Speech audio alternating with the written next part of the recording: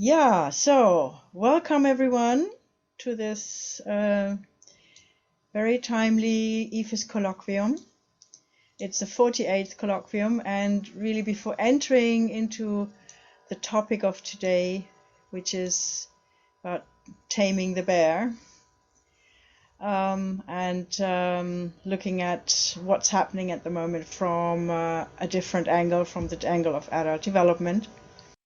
I think before really handing over to Elke, I'd like to present her very briefly.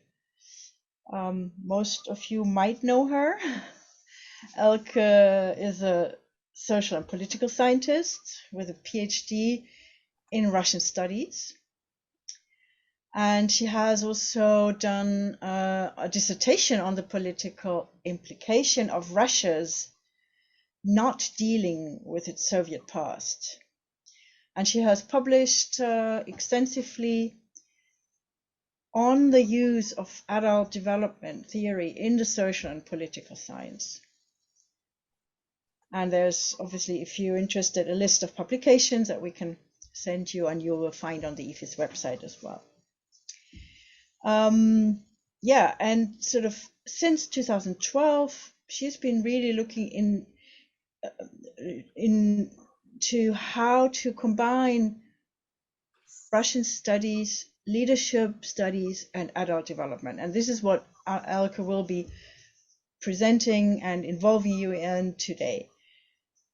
We are also, and I'm saying we because it's both of us, we are at the moment coordinating a strategic partnership from the Erasmus Plus European program, which is called Lift Politics. So yeah, this colloquium, alongside with lots of others, really feed into this field, this emerging field of integral politics. And with that, I just hand over to you, Elke. Yeah, thank you very much. And as usual, we would like to start with a little silence at this IFIS colloquium, to honor the integral approach in terms of not only speaking to the mind, but also inviting all the other dimensions into this space, especially with a topic like this that touches us personally. Many of us very existential, I don't know if many, but some of us very existentially. We have participants from Ukraine as well. So we thought that we might start with this little silence, inviting you to look at how are you experiencing this current situation and the dynamics around this whole topic. What kind of thoughts, what emotions, concerns, physical sensations are coming up as you focus on that during that little silence, and then we invite you into a short breakout session where you can share and check in around those questions. I have a lot of respect in front of this challenging topic, not so much because it's particularly difficult, but because I guess most of it, its complexity is probably new to many of you, while this colloquium is very short and challenging also because I know there are people in this call who are much more closely linked with Ukraine than I am personally, and who would deserve, I think, all the space to share their experience and their perspectives instead of me giving a talk here. But I hope we'll have some time for that later in the second part. Yeah, so as Bettina said, since we announced this colloquium, the topic has become ever more burning, with changes and new information and new developments coming in at lightning speed, more or less. Yet, as far as the core problem is concerned, it is not new, that's my claim.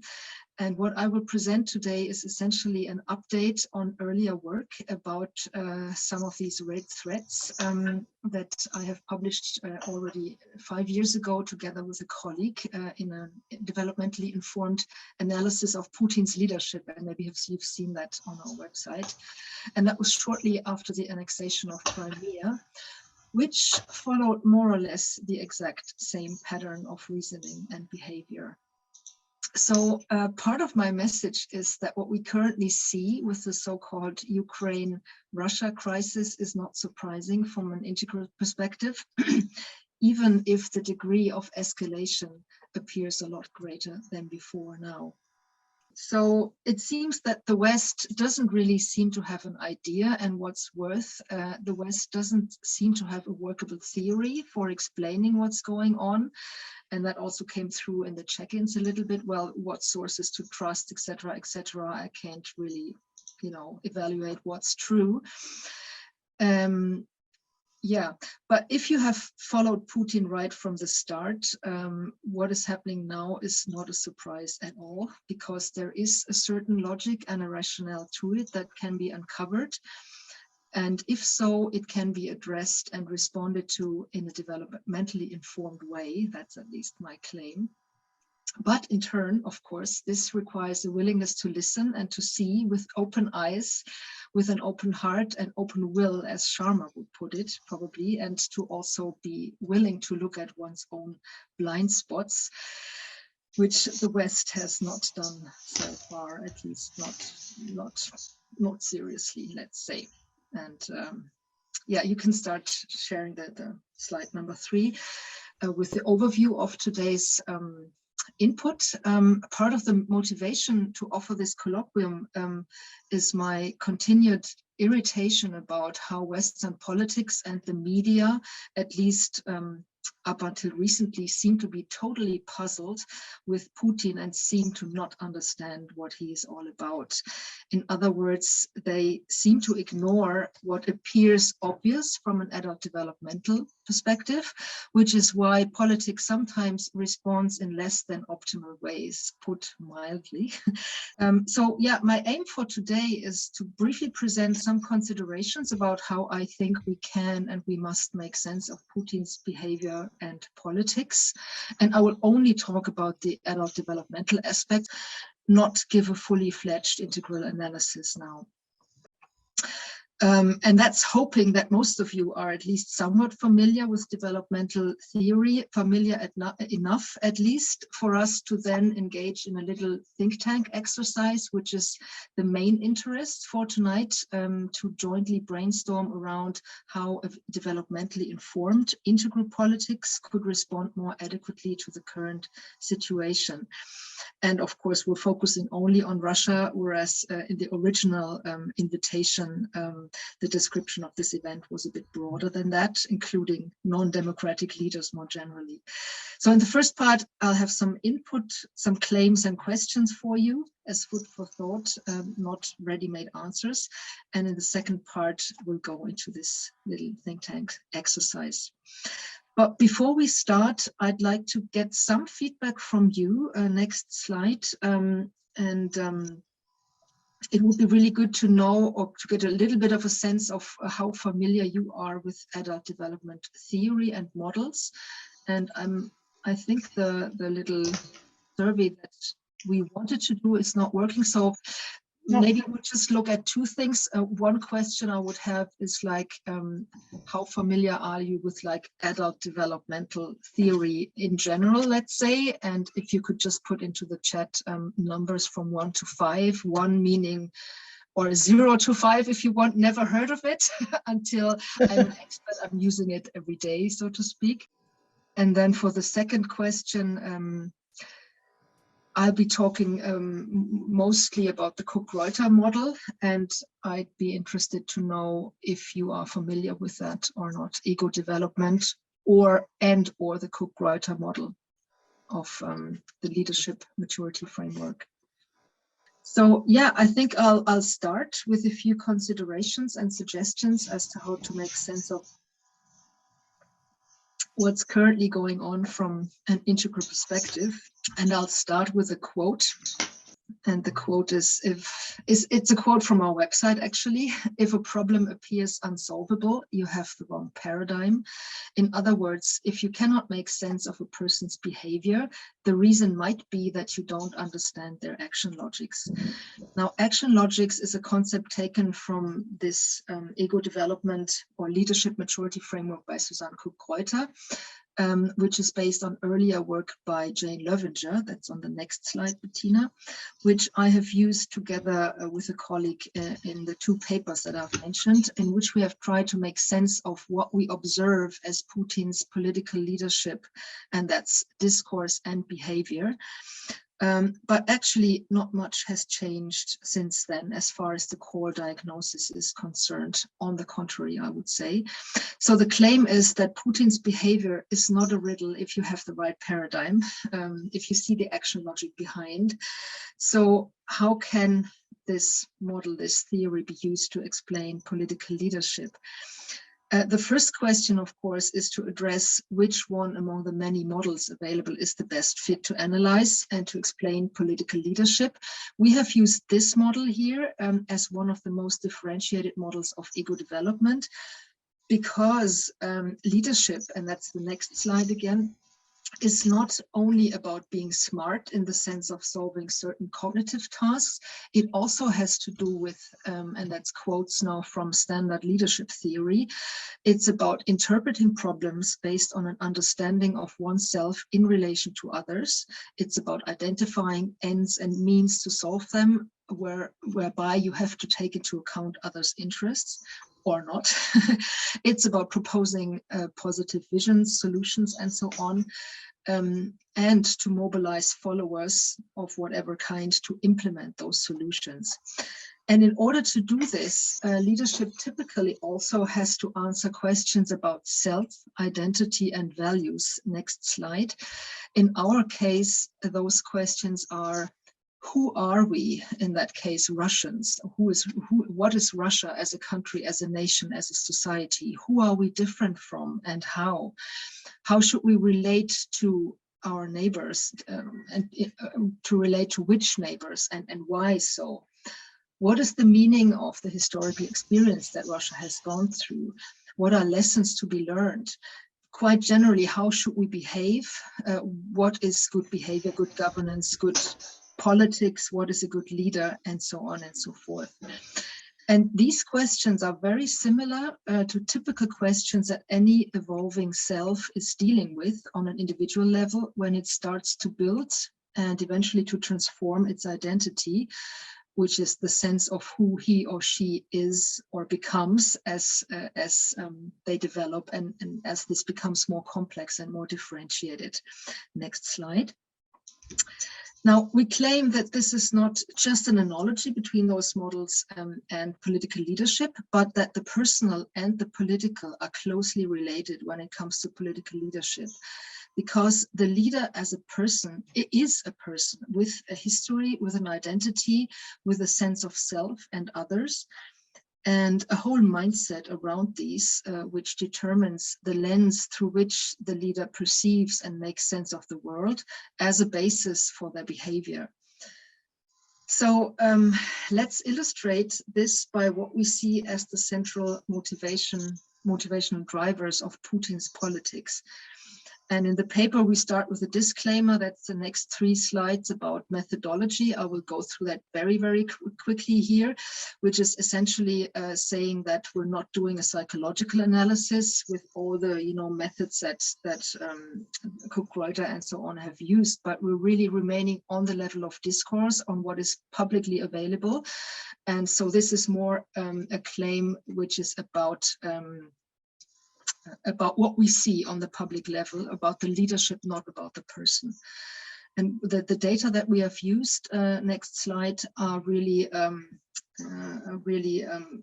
number of published sources about political action, about public discourse, speeches, and so on and so forth, even though the leader might not have prepared them himself, but he's presenting those speeches and giving those speeches, so he is identifying with that. Yes, and it's really about the typical patterns that comes out of these resources. We did this by hand, so to speak, as opposed to artificial intelligence, as it is used, for example, in Theo Dawson's work. Next slide, who has done a number of analysis of US presidents' discourse. As you might know, Lectica has developed a sophisticated analytical software that can score in brackets English language text according to developmental complexity. And Anastasia is not here now. I'm not sure how far this has developed for other languages, for Russian right now, but we haven't used that. So back to Putin and the claim that the personal is political. There are three factors that seem to be informing the action logic that Putin is displaying in his public political discourse and leadership behavior. First, socialization, then, of course, his previous career and a couple of traumatic experiences.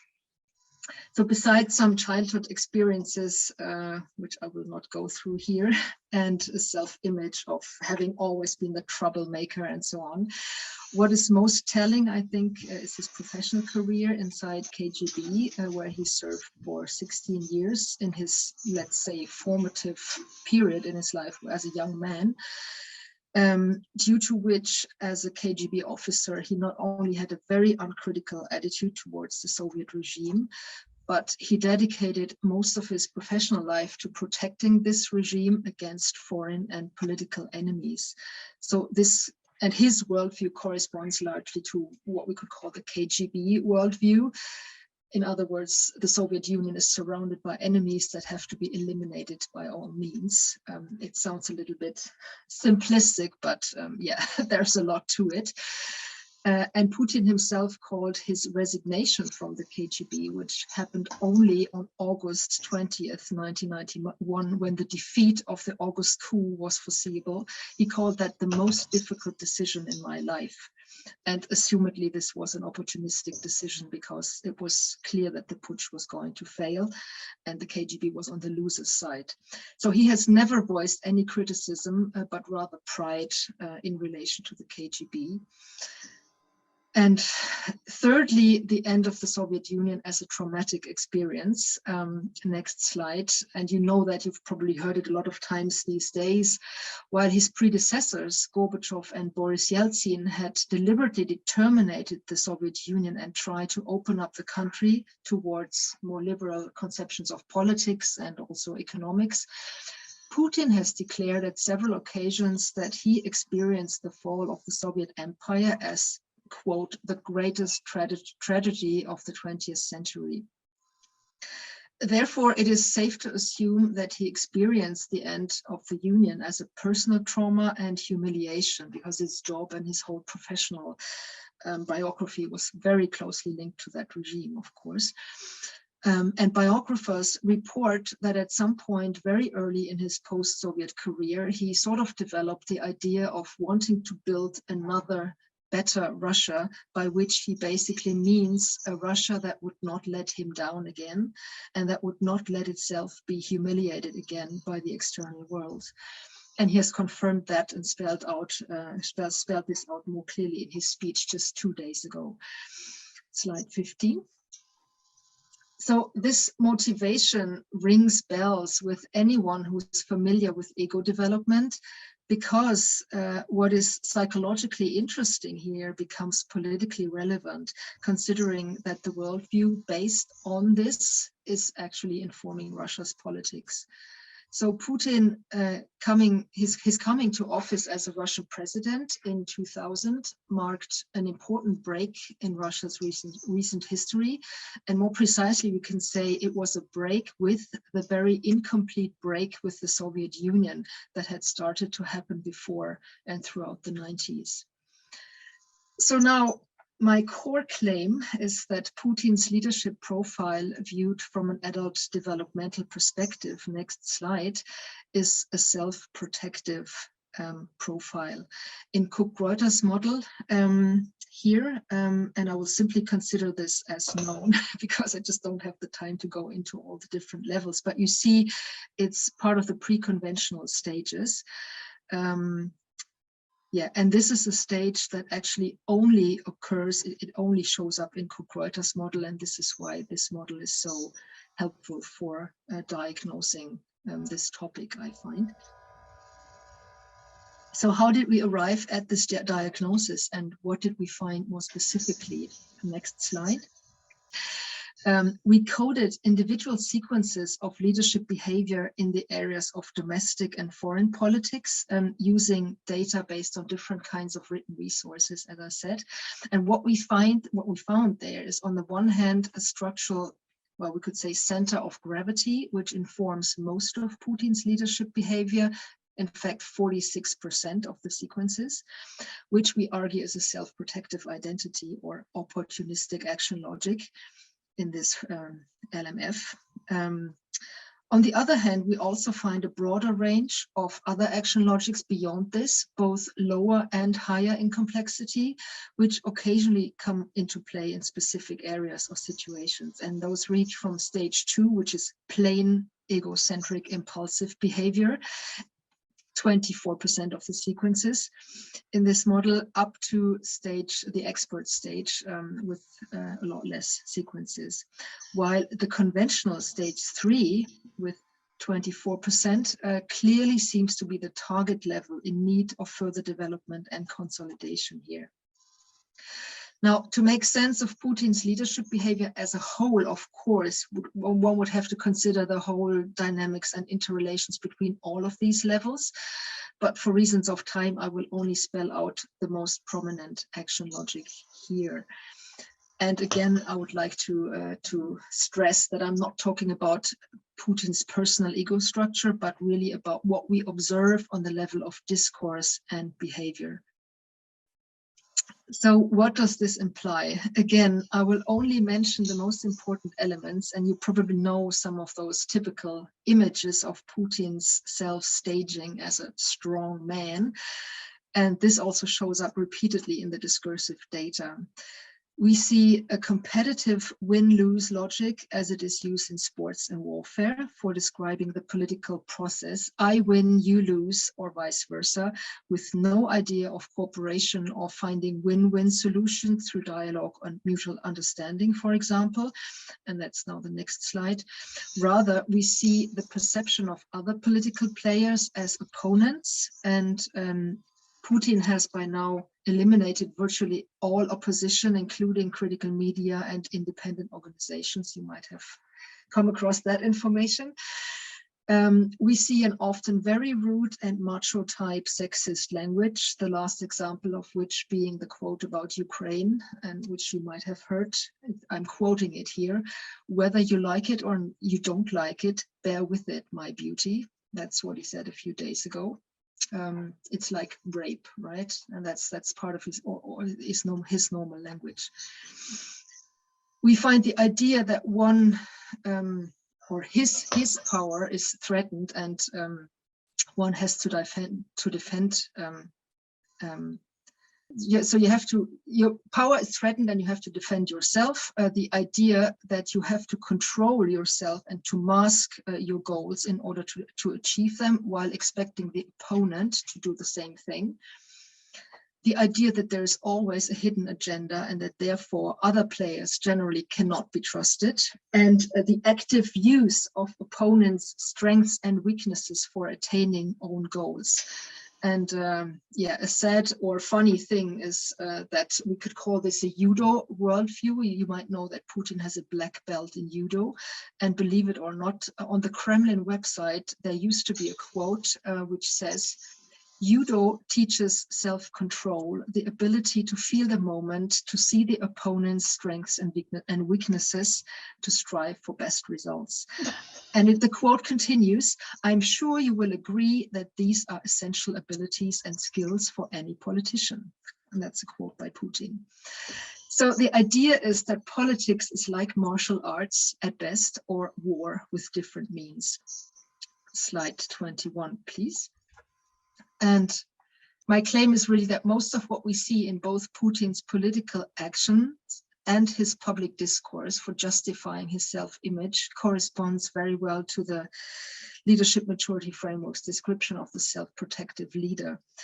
The stage is defined by Cook-Greuter as an essentially fragile, insecure self that is constantly testing everyone else's limits because it has no insight into themselves or others, And so it does that in order to check out, where does the self begin, where does it end. It doesn't have a sense of others beyond a very very small sense of who they can or cannot manipulate. Therefore, they need to permanently transgress boundaries in order to get feedback about who they are. For them, life is a war of wills where aggression hides one's own fragility and vulnerability. And she goes on to describe, and you can read this out, they are distrustful of others and assuming that others do not trust them. There's the belief that success depends on cleverness and good or bad luck. They regard whatever they can get away with as legal and permissible. They are used to manipulate and deceive others to achieve their ends. They find that normal. They always find blame outside of themselves, using negative stereotypes of others. They're experiencing feedback as an attack and responding to it by going on the offensive. They're punishing others according to an eye for an eye. They're experiencing rules as a loss of freedom. And we remember that this is a pre-conventional stage, right? So rules are not yet integrated. They experience rules also as a personal threat to the identity as a strong man who can do whatever he wants. Therefore, they also act quickly and often mostly without deliberation. And they have rather short time horizons and focus on concrete tasks rather than ideas, plans, precedent, or principles. And I'll come back to that later. So, deep breath. This is about Putin's general worldview and understanding of politics as it speaks from the data. Of course, these patterns also apply to his outlook on foreign politics. And well, if we look at the Ukraine crisis, we have to say that the boundaries between domestic and foreign politics are quite blurry. So let's start with the statement that for Putin, the collapse of the Soviet Union, which was his home base, so to speak, appears as the basic evil. He seems to believe that everything was better in those good old days, the economy, jobs, peace, predictability, and this is again in his last speech from 2 days ago. And above all, Russia's status as a great power and leading nationality in the USSR. So 5 years ago, what we identified in foreign politics are the following patterns. The main driver of Putin's politics is his longing for being respected as a major international player, not among others, but ideally on the same level as the United States, as it was the case with the Soviet Union during the Cold War. So the good old times of the Russian-Soviet supremacy in Eastern Europe. Now, with the empire gone and most of Eastern Europe turning its back to Russia, now finding herself left alone, he perceives Russia as threatened both from within and outside, which is partly by Western influences and ideas. And that is especially the case with her neighbor Ukraine, considering closer association with Western alliances. And we have to keep in mind that the Soviet Union was a closed system where everything outside was considered a threat, and all the more so in the organization that Putin was socialized in, the KGB. And he, of course, was the one defending, and he's now the one defending Russia against these threats. Now, with the events of the past days, I had to add a new slide, which is number 23, based on this speech from 2 days ago, from Monday, in which he has shared a whole new own version of history, which includes a lot of regret, but no serious analysis of why the Soviet Union actually collapsed. And you can read this out yourself if you haven't already read it in the media. So it seems this whole collapse of the Soviet Union has not really been integrated as a fact of history by the Russian president, for he presents first a rather revisionist version of Russian and Ukrainian history. And I'm not going to read this out here. Essentially saying that the Ukrainian state is not a state in itself. It was a mistake made by Lenin, and let's undo it. Let's reverse its sovereignty. Also, there's the claim that the true interest of the Ukrainian people is to be with Russia and not to be sovereign and independent. So he's openly questioning the democratic elections in the Ukraine and the whole regime, by the way, which he calls, a marionette or colony regime of the West. Then second, again, the narrative of Russia being threatened by Ukraine choosing a Western path, and the lamentation about the West's reluctance to treat Russia as an equal partner.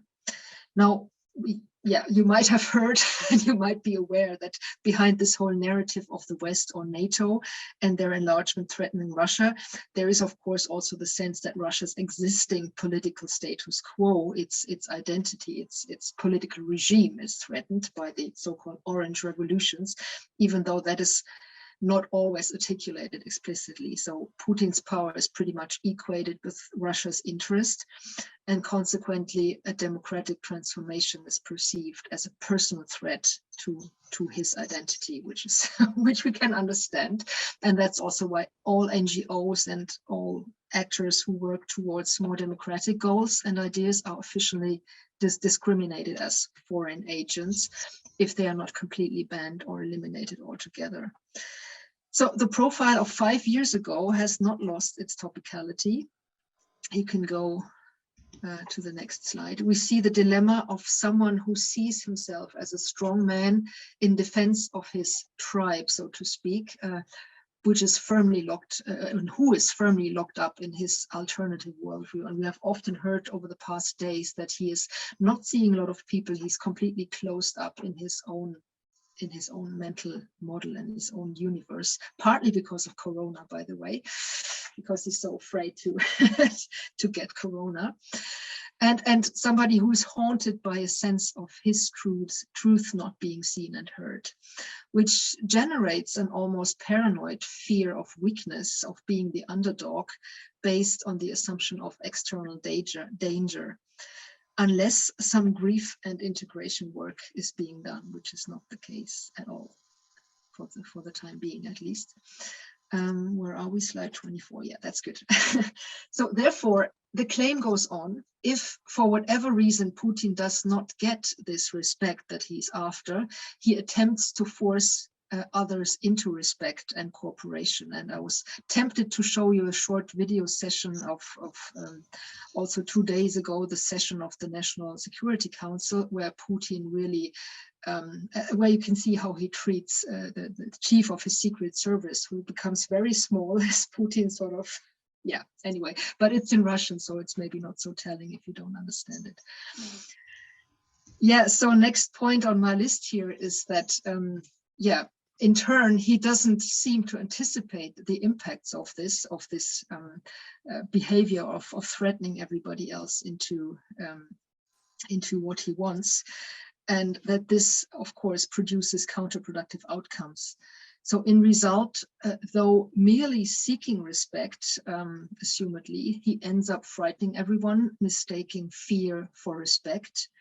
And that's because, and in effect, it indicates that he apparently cannot see any connection between his own repressions, and that's both at home and towards neighbors, and the hostile reactions of his environment. And we can see this very well when we look at the gap between strategy and results of Putin's politics. Now, there are many who continue speculating about some kind of smart hidden strategy behind Putin's behavior because they might not understand it. What we see very clearly these days is that Putin achieves the exact opposite of what he claims his strategic goals to be, and that's the next slide. He wants to keep NATO outside of Eastern Europe. Instead, he forces NATO to reinforce its presence there.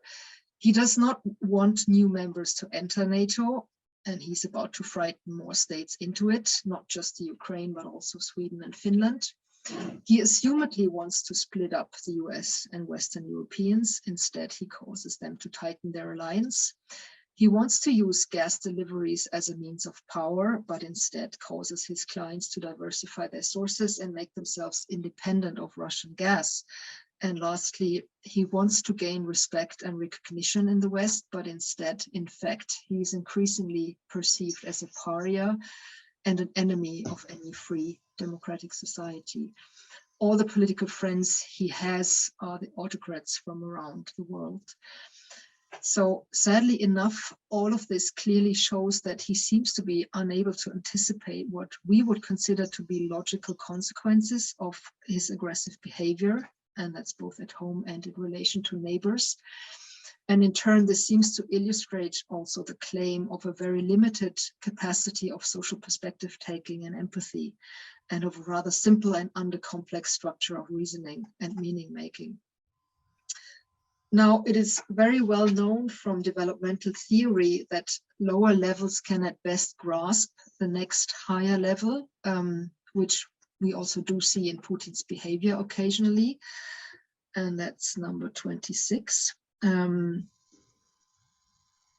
Yeah, so there's just an overview again of the different stages. And if this diagnosis is correct, this implies that yeah, it's difficult to grasp the behavior in the West, which has long left behind this logic of geopolitics and all the rest of it, force and coercion, but it's really about different kinds of cooperation, about value-based politics, joint principles, and so on, which according to this model is at least 3 or 4 levels more complex on the average than the mental model that is displayed in Putin's behavior. And so this is like an entirely different language that is cognitively and psycho-emotionally out of reach for a self-protective individual.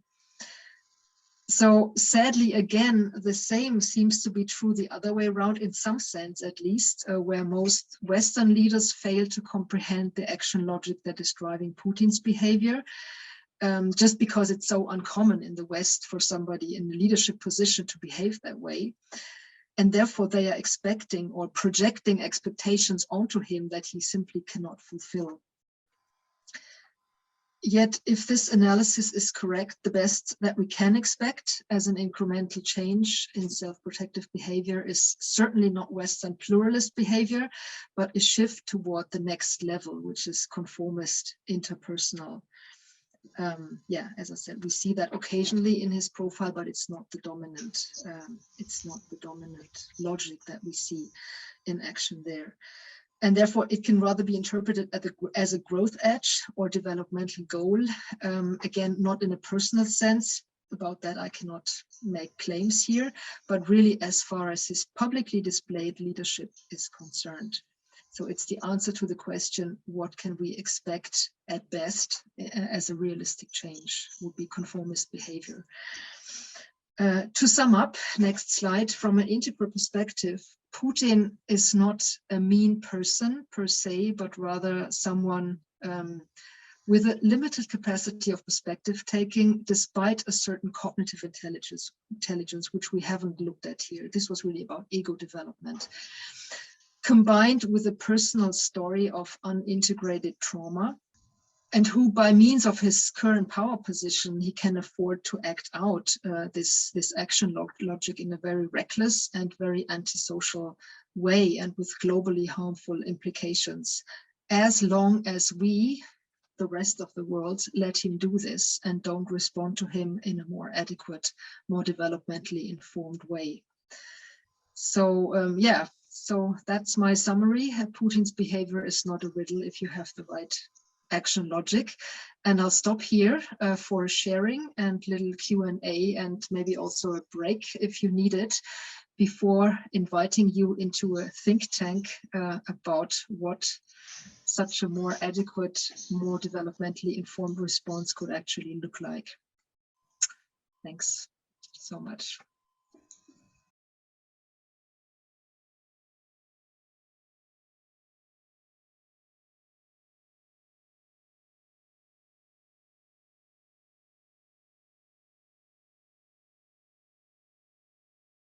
How does the West get it wrong when it has that very basic understanding of the guy?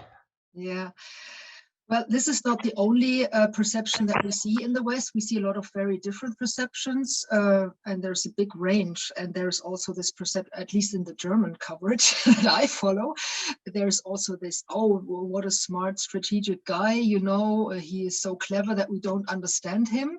And so you have this whole range of perceptions, but none of them is able to actually make predictions. Well, I'm not making predictions here, but what is missing in my sense is really to grasp the core of the thing, right? What is driving him?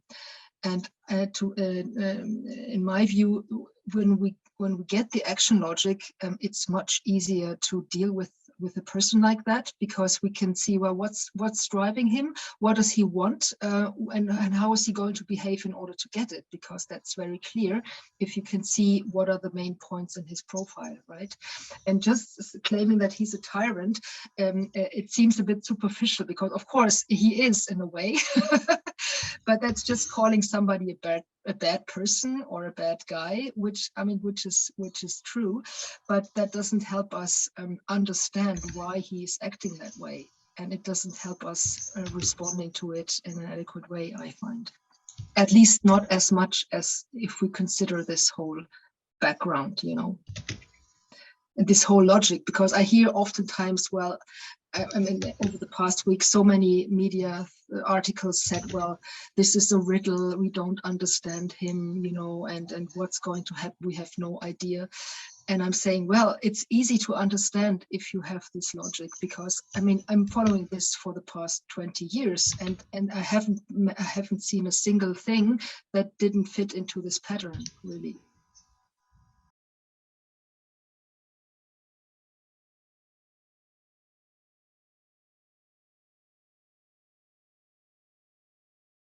Think tank exercise based on the question, if this was a correct analysis, what can we do, right? And as I said, I have some answers, but I have not the answer. And especially since integral politics is also not a one-woman show, but rather a collaborative thing. And so I would like to have this part a little bit more interactive, and really just start with a few observations about how the West has reacted so far. Yeah, so as I said, there have been different ways of responding to Putin, and a lot of people haven't understood him very well. So some leaders have responded by accepting Putin's call for friendship, such as our former Chancellor Gerhard Schröder, people like Silvio Berlusconi, and so on. There have been people who have tried to somehow account for, that's the green approach, I guess, for Russia's sensitivities, offering compensatory measures of some kind, and maybe also the NATO and the NATO-Russia agreement is part of that. Healthy green, let's say. Some have responded by ignoring the differences and by expecting Putin to somehow behave like themselves, or making appeals to presumably shared values. That's what most of the EU did for a long time. And typical reactions in the EU also have been actually to try to avoid an open confrontation by fear of uncontrolled escalations, sensing that one doesn't fully understand Putin's mode of reasoning, but refusing to go deeper into the roots of these mutual misunderstandings for similar reasons, and by fear of either spoiling the good relationships or of being mean, which is difficult for green memers. Or maybe also by fear of losing one's own operating mental model. So now in the current crisis, I guess many people are becoming more aware of what this is all about here. And yeah, maybe we can insert some integral wisdom at this point. And so the exercise is really to complete the sentence, if this analysis was correct, how could or should Western political leadership do better? In other words, deal with this information that this might be a self-protective action logic, take it as what it is, and essentially also preventing it from causing more damage and from blowing up the world, symbolically speaking. and ideally maybe also to help them, the self-protective leader, to transcend their narrow mindset, which would mean to go to the next level, the developmental goal being the conformist action logic, right? So that would be the invitation for the next 20 minutes or so. Okay. And Bettina will put you into groups, and it would be great if you could take some notes or bring back some ideas. Yeah, and also maybe bring back not only answers, but also more questions, yeah. which could lead to a different inquiry as well. Yeah, okay. So some of it is about giving respect where respect is due. One example we have heard earlier, but then also to actually make sure that self-protective action logic moves toward more conformist and more socially tolerable behaviors, and not transgressing everybody's boundaries.